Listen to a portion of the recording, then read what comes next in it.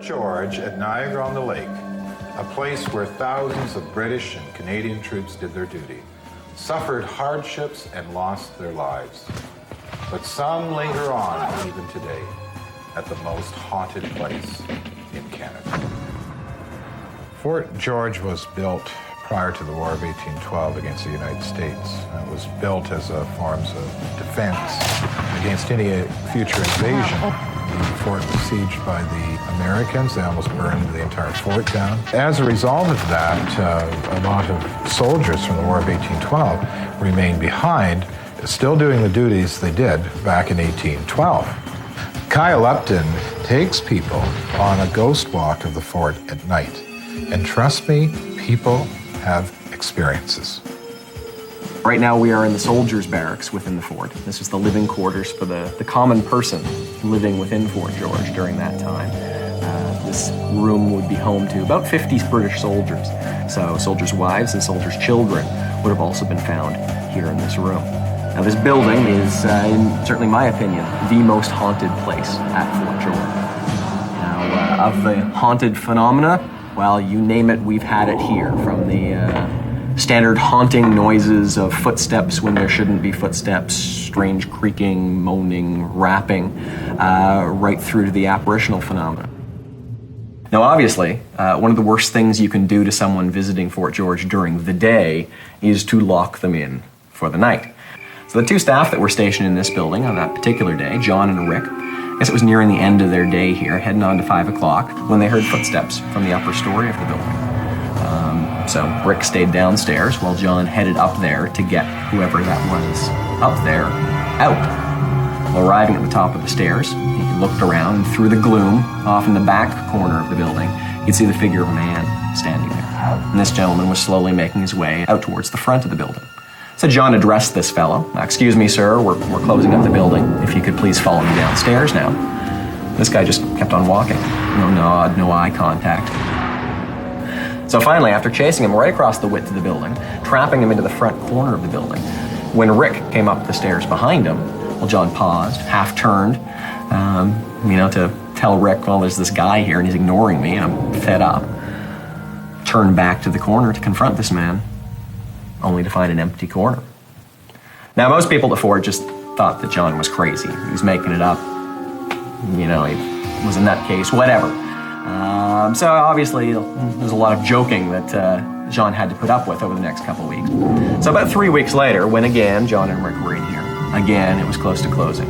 Again, footsteps were heard from the upper story. Well, this seemed like a staff practical joke. I mean, there's no way. Too many coincidences. Well, John and Rick, they're not going to let someone make idiots out of them a second time. So Rick went tearing off to the other half of the building, went up the stairs there. John headed up these stairs. Well, he got up there, looked around. No one in John's room. No one in Rick's room.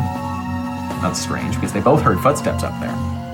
So they start chatting back and forth, of course, across the length of the building, trying to figure out whether the other guy had actually looked, in the back corner, or behind this, behind that.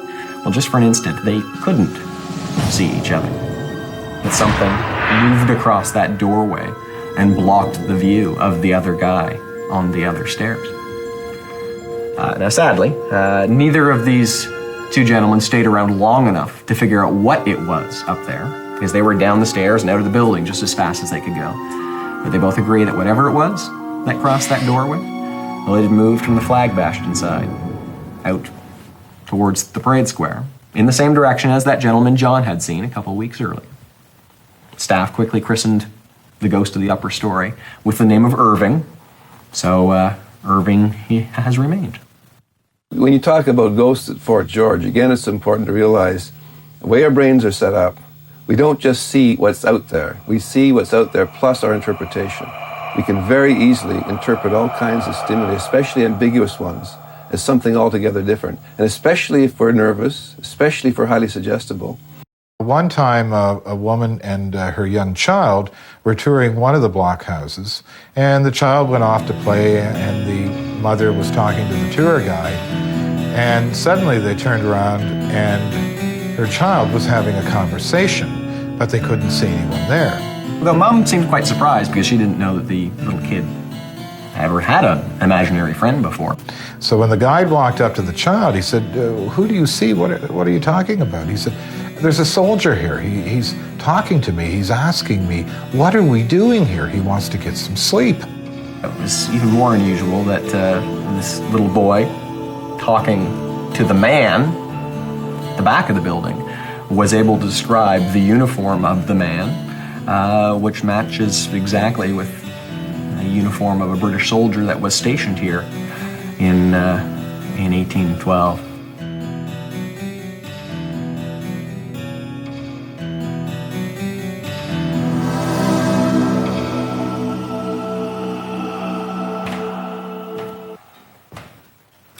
The officers' quarters is where the rich guys that were in command of the garrison got to stay. Now, the mirror behind me is an original mirror dating back to 1790s. But the rather unusual thing about the mirror is that a whole lot of people claim that they can see a woman in the mirror. Staff here at Fort George, visitors here at Fort George over the last 30 years have claimed to see a young lady with long, dark, curly hair. And the other interesting thing is that the mirror is not an original piece in the fort. So therefore, it throws light on possessions actually being possessed by spirits. So a lamp, photograph, or a mirror can often end up exhibiting odd activity. The first time I heard about it was from a little girl, could have only been about 5 or 6 years old, and she wanted to tell me about the pretty lady in the Cinderella dress that she'd seen here. Now, just recently, something has changed. These people have started reporting seeing this woman outside of the mirror.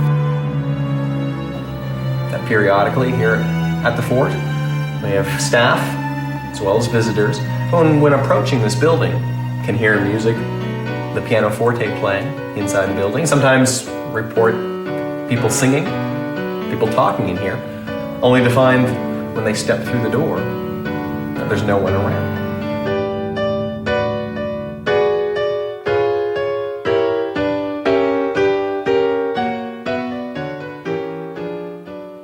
Back in 1994, a woman came up to the tour guide at the end of the tour, claiming that she was a psychic and that she had a news story for the tour guide, that she watched as a little girl, about 7 or 8 years old, came down the stairs, sat down and listened for a time, sitting just behind the tour guide as he told his story. And as the tour exited from this building, this little girl followed along on the rest of the tour for about 2/3 of the remainder of the evening before disappearing. This psychic described this little girl as wearing a white shift with no shoes on and having blonde, shoulder-length hair.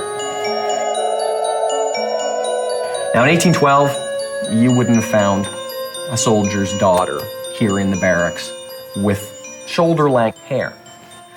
Hair cut short because of the bugs and the lice and such? Absolutely. Just didn't match up.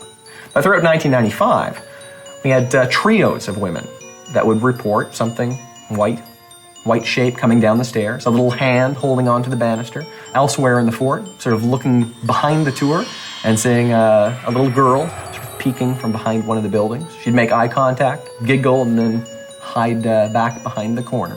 By that point, we were telling the psychic story, as well as using her name for the ghost, Sarah Ann. This person from town said, we were on a tour of one of the local cemeteries, and we're pretty sure that we saw a tombstone marked Sarah Ann. And indeed, there in St. Mark's Church, there is a tombstone marked in loving memory. Sarah Ann died July 19th, 1840, in the 7th year of her age. Is this our Sarah Ann that's buried at St. Mark's in town? I suppose we'll never know for sure. But blonde hair, shoulder length, not terribly likely for 1812, but for 1840, definitely the style. Many people that take the tour of Fort George end up having numerous spiritual experiences while in the fort. For example, there's a tunnel area at the far end of the fort that leads to a sentry post. People have incredible experiences in this tunnel. Fort George staff members coming down here at the end of the day to close up the tunnel and the lookout tower itself would pass somebody else dressed in historical clothing, not a member of the staff, but who they assumed would be a reenactor visiting here during the day, only to find that questioning later that nobody came out of the tunnel. So we would have numerous people that would look back upon coming into the tunnel and see a little figure, a child, standing just outside the door, staring back at them. But what does a little ghost have to fear from the darkness? In the last 6 years, I guess things have changed. People on the tour have reported seeing a little girl, somewhat luminous blonde hair, wearing a white shift, joining us. Something unusual about the nature of the stories here in the tunnel is the report of figures of shadow. Not shadowy figures, as many of our ghosts are described elsewhere in Fort George, but figures of actual darkness composed of shadow, materializing and dematerializing here in the tunnel. What these things are, why they are different from the other ghosts here in Fort George, we don't know. Nor do we know what it is about the tunnel that perhaps attracts these things.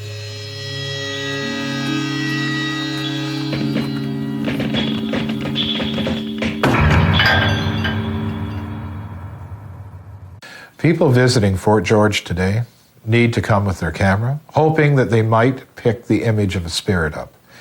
I think that visitors to such a fort, particularly on the ghost tour, they want to have an experience. They need to have an experience, something that they can believe that to them tells them that spirits actually exist. And this is the fort to do it in. You're guaranteed at least some experience if you're walking that fort late at night only with a lit lantern. The Washington Avenue Grill is a favorite spot on the south side of White Rock, British Columbia. Overlooking the beach. However, it's also a place that's very haunted. A tragic story of two young lovers, a young boy and his girlfriend who had vowed to spend their lives together. Until one Valentine's Day, they were out for a walk. They kissed goodbye.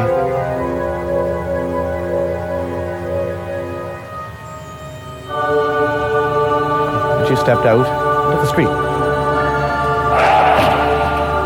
and then was killed almost instantly when she was hit by a car.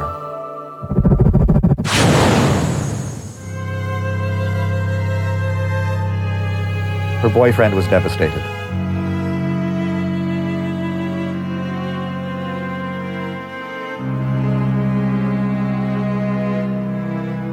Just a few days later, nobody knew it at the time, but he committed suicide by walking out into the ocean.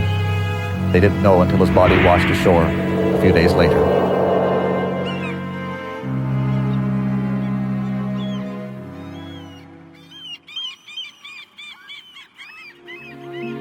The ghosts of the unfortunate young couple are seen quite often, leaving the small cemetery adjacent to the Washington Avenue Grill. They sometimes wander right in, scaring the daylights out of the staff, who know who they are, but really aren't expecting to see them there. One night after work, I was cleaning up, and I sat down by the window and looked out. And out of the cemetery came this dark figure of a man. And he was walking towards this building. And I was very scared. And I heard footsteps coming up the side of the building, up to the restaurant. And I was listening and looking, and there was nothing. The footsteps had stopped, and he had disappeared. And apparently, the girl had been buried 2 days before that. And I guess he had been visiting her in the restaurant. All of these things tend to happen when I'm by myself, after the restaurant is closed. I think they want to get my attention somehow. Not everyone in the restaurant sees them. So I guess they're fond of me. I don't know. I'd heard the stories, and I'd read the back of the menu. It's an old mill. A lot of weird things have happened here. There's a graveyard just over there. But I never really put a lot of faith into it. Until the one day when it was a little bit stormy outside and I was here by myself. Went about my closing routine, and I went to the back of the restaurant, and I noticed that the lights were kind of flickering and stuff, and I thought, well, that's strange, but, you know, the power goes out a lot here, and Thought, well, you know, whatever, it's an old building.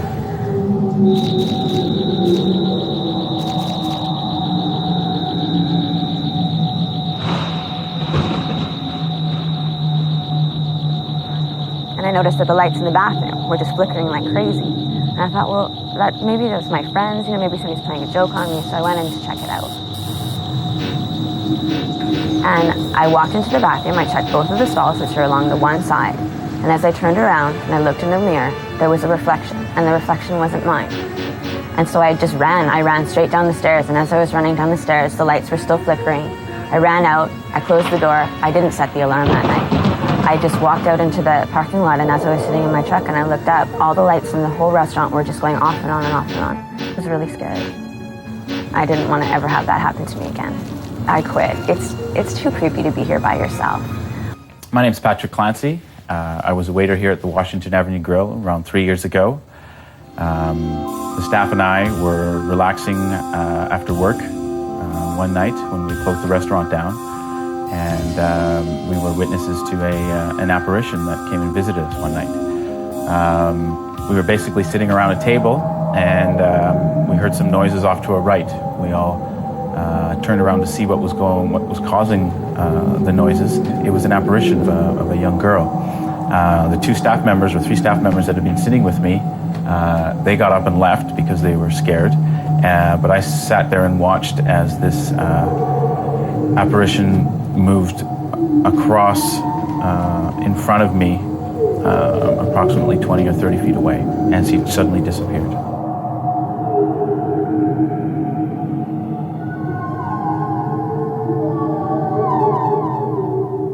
My husband and I came to dinner here, and we were sitting in the central part of the restaurant when the waiter came across, and he was giving us the specials for the evening.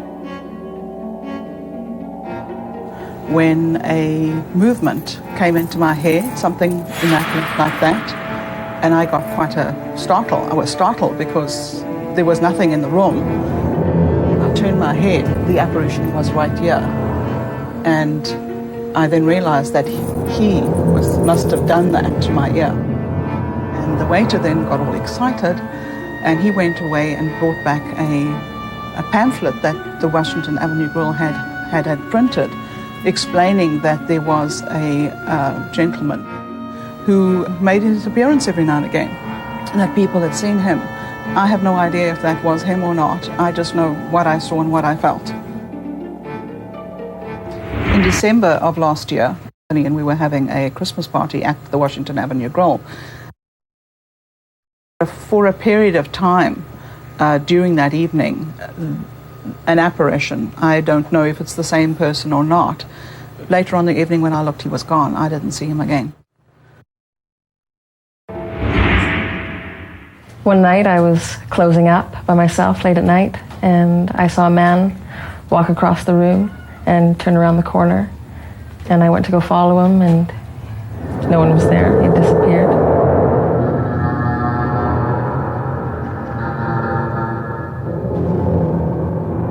The next moment he was on the opposite end of the room, and the lights started flickering on and off, which happens a lot every time there's a ghost around. The lights flicker.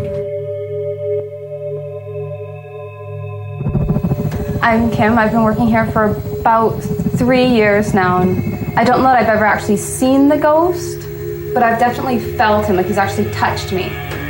Like on this one occasion, I was here by myself late at night closing up, and I was taking some plates into the kitchen, and I put them down, and then I went to the sink to wash my hands. And when I went to wash my hands, it was as if somebody pushed me from behind. So I turned around, but there was nobody there. But I could feel as if somebody was still standing there watching me. I just couldn't see him.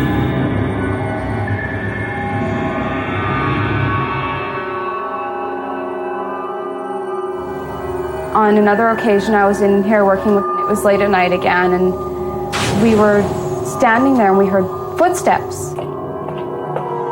We knew we were the only people in the building, but there was definite footsteps, and they walked past us down the aisle, and then they walked away.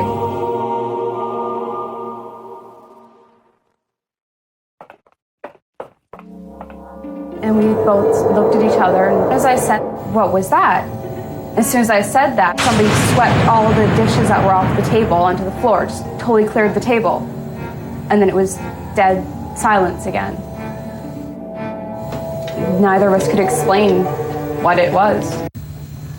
These two experiences I've just spoken about were frightening. They were my first couple of experiences. And then after that, again, I would hear some other noises or the lights would flicker, things like that. But I sort of got used to it. And it just sort of became part of working here, having this ghost around. Well, you got all the elements you need here to have a situation that's going to produce ghost experiences for people. You got a very interesting, almost romantic story of two teenagers who die close to the building. And I'm sure over time this takes on all the features of an urban legend. Probably the details themselves become changed over time. Who knows what the original story was. But nonetheless, you've got a building there where people go with the expectation that there might be something strange going on. And this sets suggestibility afoot, and of course anything that seems strange is going to be interpreted in terms of this legend, this story about the deaths. And then given what human suggestibility does, we come to interpret not necessarily strange events, but odd sounds, odd sights as signs of ghosts. People wonder why restaurants are so haunted. One of the reasons, perhaps, is that people believe that ghosts occur when there's been a concentration of energy over a long period of time. Many, many people leave their energy imprints. If it's a single house, there haven't been that many people there. But in a restaurant, lots of people come and go. And inevitably, some of their energy remains behind. Scugog and Port Perry are small, peaceful towns which hold many mysteries. The Ghost Road is one, but there are many ghosts, UFOs, and strange creatures that call this quiet area home. Scugog Island, near Port Perry, Ontario, is best known for the Ghost Road, a place where a headless motorcyclist rides down this stretch of highway every night. No one really knows who this motorcyclist is or when he died. But the story goes that in the 1960s, a man riding on a motorcycle down the 9th and 10th concession of Scugog Island lost control of his motorcycle and went off into the field and was decapitated by a barbed wire fence. And since that time, people have witnessed the light of a motorcycle traveling down the stretch of road every night.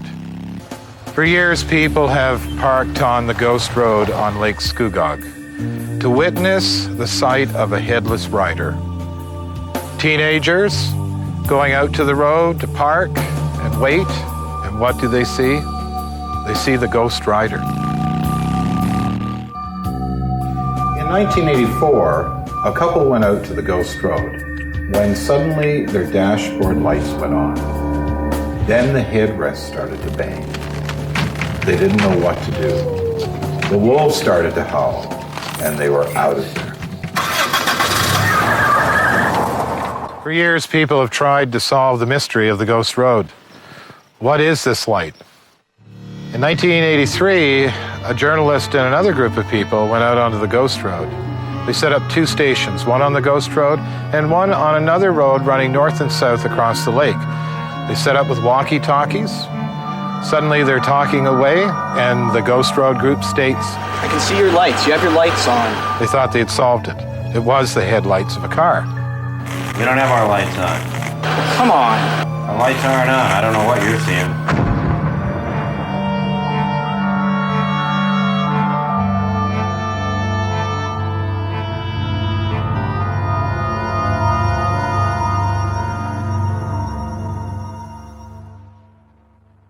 The Scugog Ghost Light has a number of normal explanations. All of them have to do with the way we perceive things.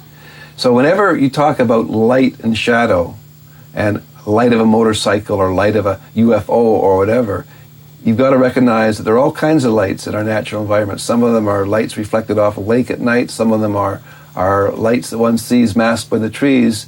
And to the imagination, these can be a motorcycle coming out of nowhere and disappearing into nowhere. If you approach a certain situation with the notion that, yes, from time to time people see a headless motorcycle rider in a motorcycle, and it's at night, obviously, and your imagination is quite open to allowing you to see this, then any kind of light from anywhere can be interpreted that way. And then one's brain fills in the details. So you may even see the outline of the motorcycle. It's not there, of course, but your brain can create that given that you believe that's what you're seeing. People in the Scugog area have also experienced unusual lights in the sky at night. Lights that travel at rapid speeds and then disappear from view. Are they UFOs? Well, some people believe so. I moved up to Caesarea about 1969. The fall of that year was my first incident of seeing something in the sky. One summer, I was kind of bored. I decided to take my dog for a run with my bike. The dog suddenly saw something ahead of me and took off after it. It was in the driveway of one of the cottages. The dog started barking. By this point, I had caught up to the dog, jumped off my bicycle, and started commanding the dog to get back. This object, or this thing, moved towards a bank of cedar trees. Now, instead of running up the cedar tree, like I thought it was a big cat or something like that, it stood up. And it stood up to about 3.5 feet tall, large head and long willowy arms. Now, at this point, the dog stopped, and then suddenly this sound, it was like a large thump or a large grunt, which seemed to not emanate from whatever it was just all around me. Like I felt my whole body shake. I was so petrified I couldn't get on my bicycle. I ran pushing the bicycle down the road ahead of me, ran into the house where my parents said like what had happened, and I was shaking so bad that I couldn't even open my mouth. Anything I had read about aliens or extraterrestrial beings, they were all supposed to look like, like us. And this was long before I had ever heard the term a gray, But once I started seeing pictures and stuff and reading articles, I was going, wow, that seems a lot like what I saw that night. I don't know if these things are extraterrestrial or if they're interdimensional or whatever. All I know is I saw something very extraordinary that evening, and it had a profound effect on me in the rest of my life. So the Scugog lights, when people see lights above a lake or they come to believe they're UFOs flying around, any light that they see that they don't immediately recognize is easily interpretable as a flying saucer.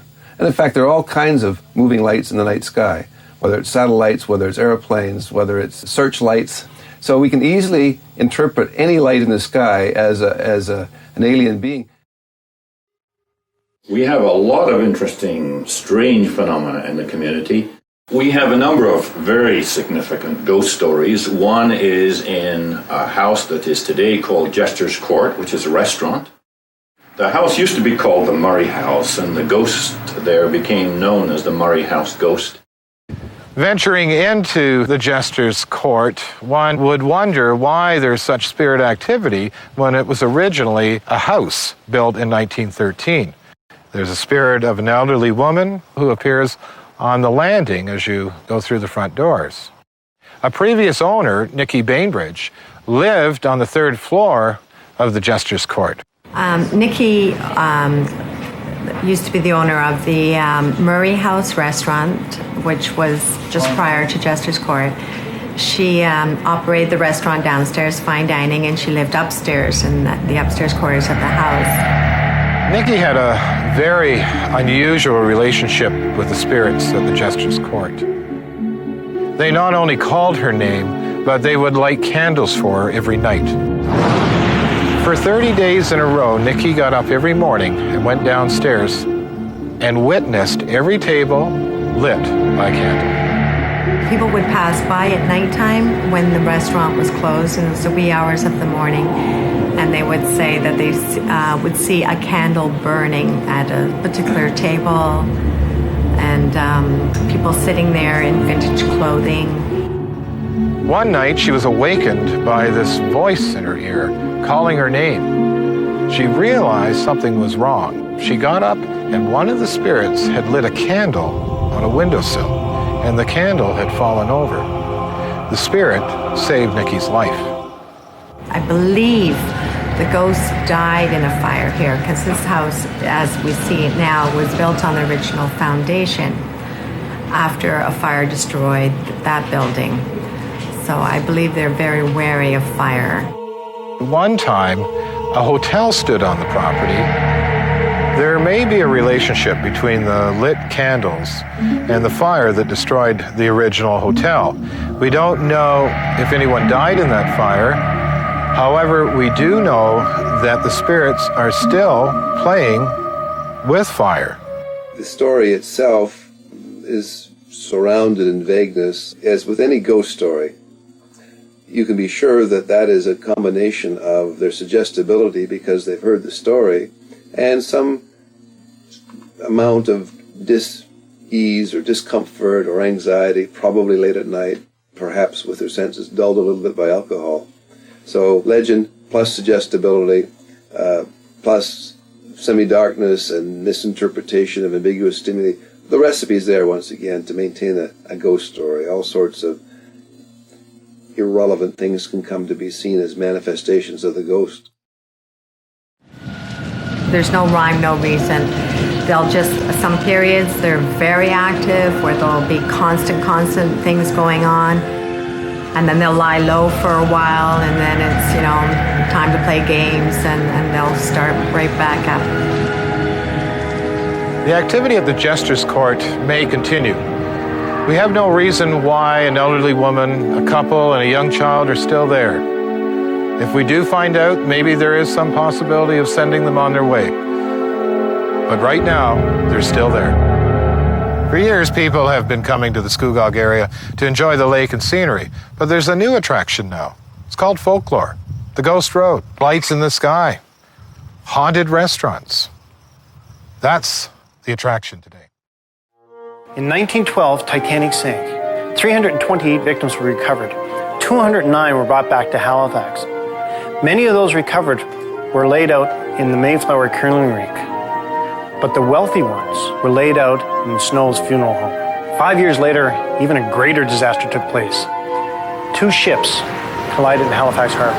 A Belgian relief ship, the Emile, hit a French ship, Mont Blanc, a munition ship.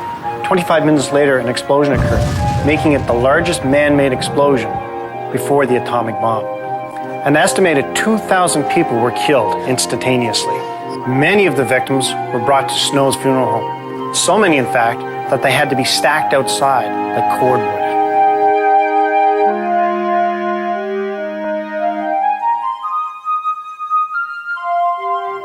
Now the building is one of the most prestigious restaurants in all of Halifax, the Five Fishermen.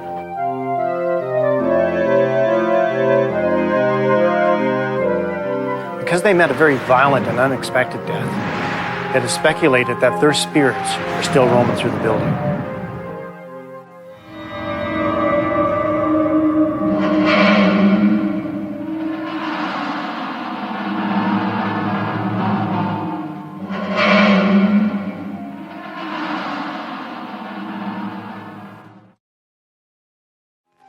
I've been working at the Five Fishermen restaurant for a number of years now.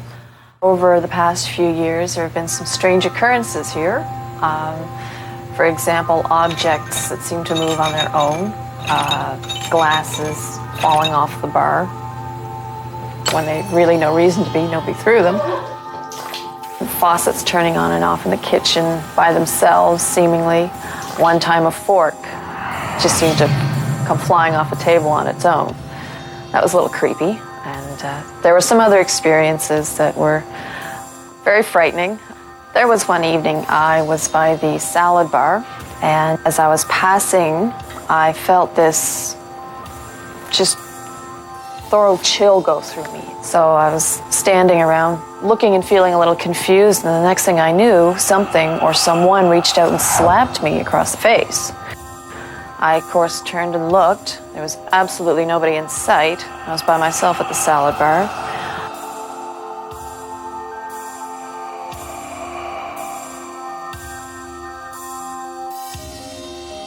I was very alarmed by this. I went to the staff, told them what happened, and they pointed out that I had a red mark on my face from where I had been slapped by nothing.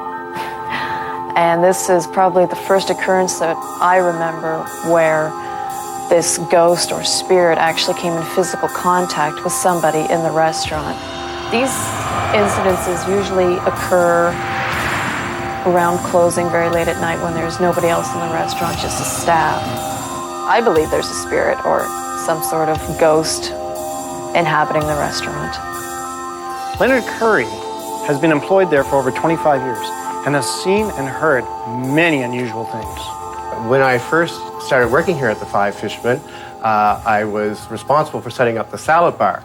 And one afternoon, in the middle of the summer, nice sunshiny day, I was setting up the salad bar. I was bringing a tray around the bar, and on one sweep by, I heard a crash. He put down everything he was doing, turned to investigate. He saw an ashtray on the floor that had obviously been pushed. When he bent down to pick it up, he saw a reflection in the mirror. In the mirror, I could see an old man. And I turned around to look, and he wasn't there. I looked back to the mirror, and there was nobody there. This turned out to be one of many times employees have seen images reflected in this mirror.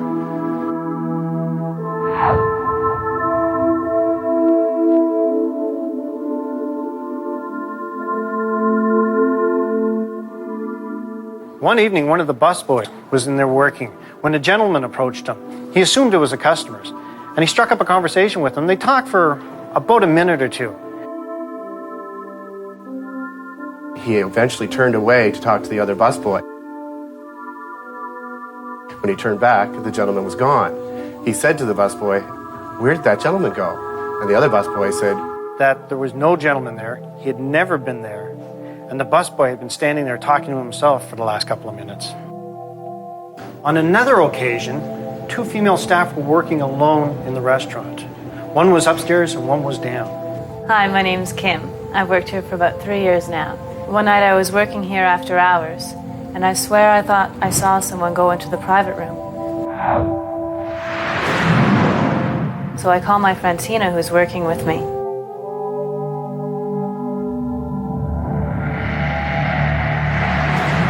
And I get her to go into the room with me.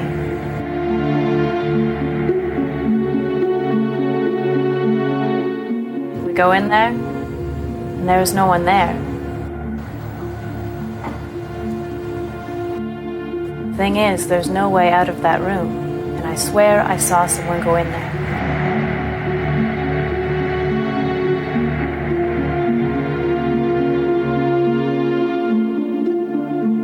I really can't explain what happened that night.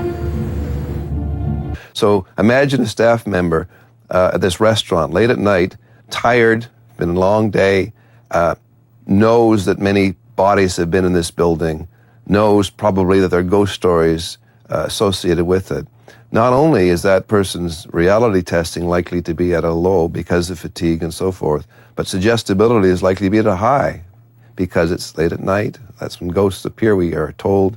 It's an old building, many bodies were there, and the person becomes a bit more anxious. And that anxiety, combined with suggestibility, combined with the stories, again, perfect recipe for interpreting any kind of strange noise or light as a sign of a ghost. The ghosts at the Five Fishermen focus their energies towards the staff before the restaurant is open or after it is closed. My name is Michelle Ortez, and I've worked at the Five Fishermen restaurant for about a year now. I definitely think this place has an eerie presence of some sort.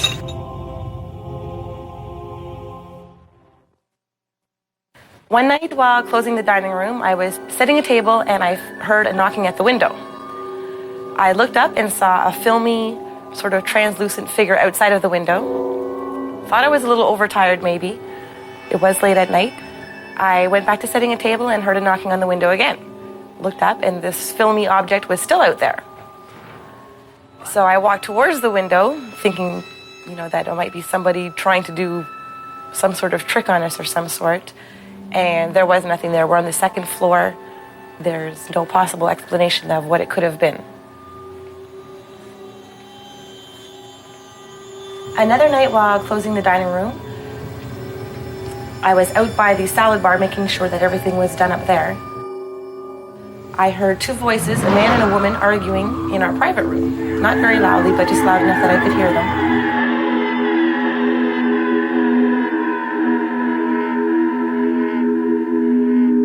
Went over to check what it was, thinking it might have been a couple servers, talking about the evening.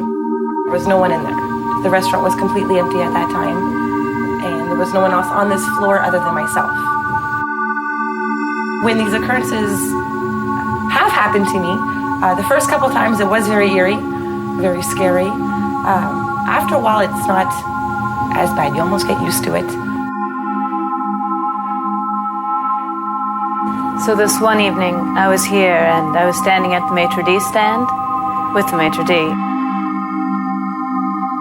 And I thought I saw some shadowy figure go down the stairs, but then I figured it must be the lighting or something. It could not be real. And the maitre d' turns to me and says, "Did you see that?" I said, "Yes."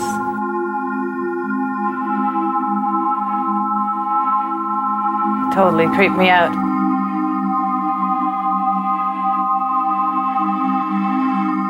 Well, the maitre d' and I were talking about it later, and we think maybe it's some of the ghosts that people have seen around here.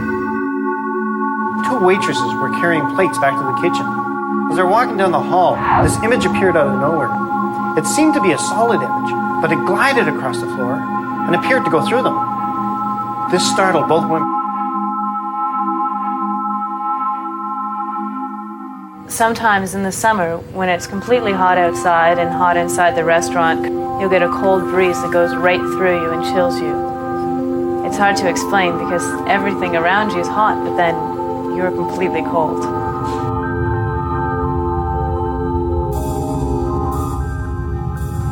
Another terrifying occurrence happened. A female staff member was walking through the second floor when this force, an undescribable force, slammed her up against the wall. She was held there, unable to move. She started to scream. One of the male staff members ran upstairs to see if he could help her. And then another force slammed up against him, and he fell to the floor. And then it stopped. The force disappeared. She was released from the wall. She ran from the building. Never gone to the second floor since. The Five Fishermen restaurant in Halifax. That is quite a background. It was a funeral home. And in the time of the Halifax explosion, many of the dead were stored and prepared there. And with the sinking of the Titanic, many of the wealthier dead people were stored and prepared there. So that building would have had a lot of grief, a lot of survivors crying over their deceased loved ones. And now it's a restaurant and people see things. They see people in period costumes. It also has a well-known history in the area, so people expect to see these things. So it could be a mixture of the two things. You know, expectation fueled by stories of friends, relatives, and the history of the place. It's unusual how the spirit doesn't seem to want to show itself to anybody except us, those of us who are here every day. It's as if the ghosts are playing tricks on us, just trying to let us know that they're still around. And they're not here to hurt us or anything like that, though. They've become our friends. The Five Fishermen is known for its excellent food and for the staff who are more than willing to share their personal ghost stories.